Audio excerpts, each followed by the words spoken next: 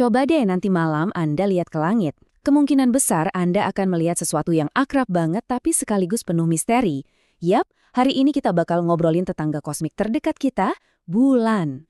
Kering, tandus, gelap. 3 kata ini udah cukup buat gambarin realitas permukaan bulan. Sebelum kita bahas gerakan yang super anggun atau pengaruh yang luar biasa ke bumi, coba kita bayangin dulu deh gimana rasanya ada di sana. Ini bukan tempat yang ramah loh. Bener-bener sunyi, sepi, kayak waktu berhenti di sana. Oke, jadi perjalanan kita hari ini bakal kayak gini.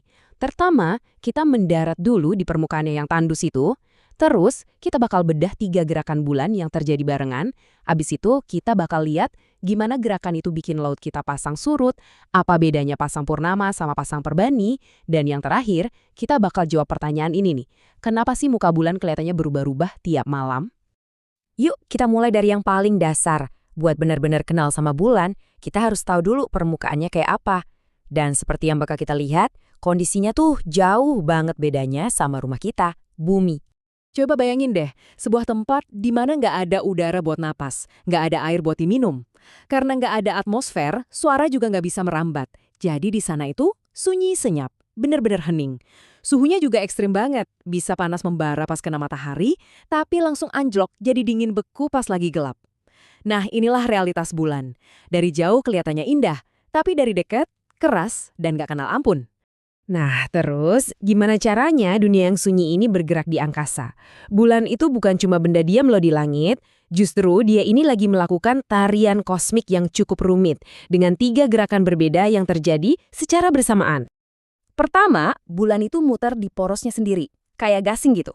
Kedua, sambil muter, dia juga ngorbitin planet kita, bumi.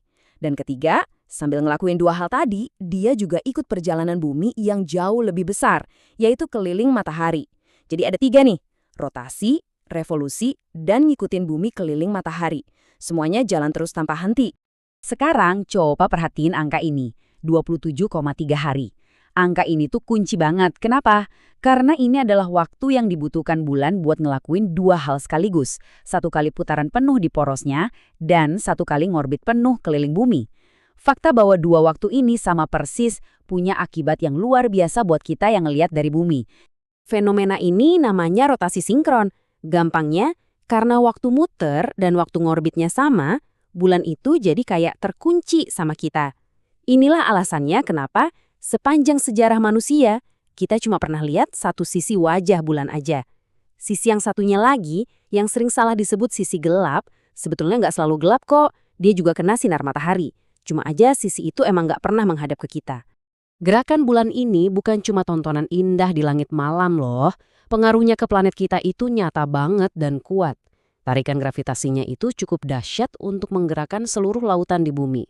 Gimana caranya? Yuk kita lihat. Konsep dasarnya gampang kok. Pasang itu pas permukaan laut lagi naik, dan surut itu pas lagi turun.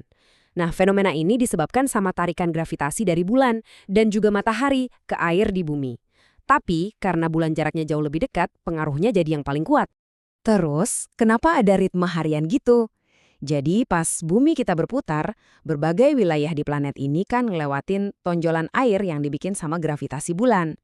Makanya, sebagian besar daerah pantai di dunia itu ngalamin 2 kali pasang naik dan 2 kali pasang surut setiap sekitar 24 jam.